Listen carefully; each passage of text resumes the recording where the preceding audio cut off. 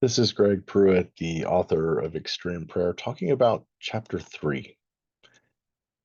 When I used to drive in and out of the village, I would drive on this one kind of in between some huts over here and huts over there. And there was one elderly man who was blind that would sit there kind of on the edge of where I would drive every single day.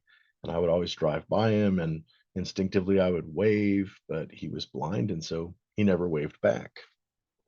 So one day I went over to him and I said, Father, you probably hear my car coming into the village most every day or every so often. And um, I'm always waving at you, but you never wave back, you know. And he got this really, worried look on his face because it's a serious insult in the culture there to not respond to somebody's greeting. And so I said, here, I've got this idea. How about if whenever you hear my car coming, you'll know it's my car because you can tell by the sound. And I'll wave at you. You just wave because you know I'll be waving at you.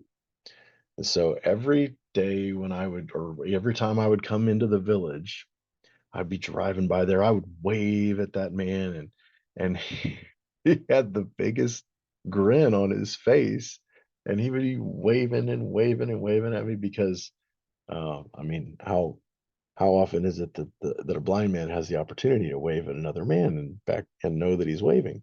And so we had this kind of conspiracy together. You really know you're a part of the community when the blind man waves back. And but what if that story had ended a little bit differently? What if I told him that and I drove by and he didn't wave? And I went back down there and I was like, "Hey, Father, what this elderly man, you call him father." And I said, "Father, well, what if I had to say, I'm going by and you're not waving? Don't you believe me when I say I'm waving at you?" And what if he said, "Yeah, I mean, intellectually I've come to accept that you're probably waving, but yeah, i'm not, I'm not waving back, because I'm not sure." I wouldn't be very impressed by that kind of faith. And maybe sometimes our faith is just about that level where we intellectually give assent that it's maybe probably true, but we don't take action on it.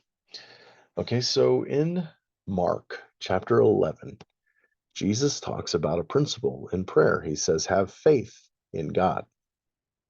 Truly, I tell you, if anyone says to this mountain, 'Go throw yourself into the sea,' and does not doubt in their heart, but believes that what they say will happen, it will be done for them."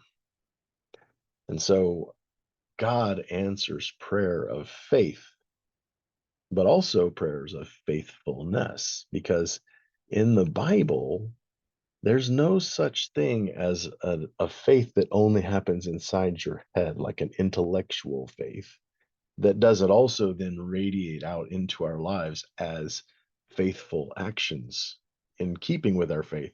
And the degree of faithful actions kind of shows the degree to which you have faith. And if there are no actions, it really reveals that you don't have faith.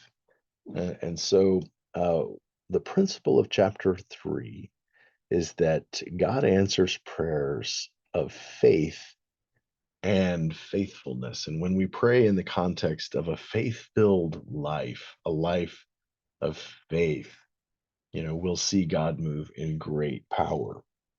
One night I was asleep in the village, and as it sometimes happened, there was a medical emergency in the middle of the night. And one of the ladies of the church came to the window and she started trying to wake me up. She was whispering, but it was a loud enough, urgent enough whisper that I knew I needed to come. And so I got out of bed, and she said, um, "Aisha's starting to breathe now, but come quick."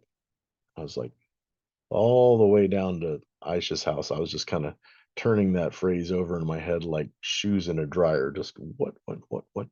And when I got down there, the members of the church were all surrounding Aisha, and she's laying in bed. She's breathing peacefully, and she seems fine.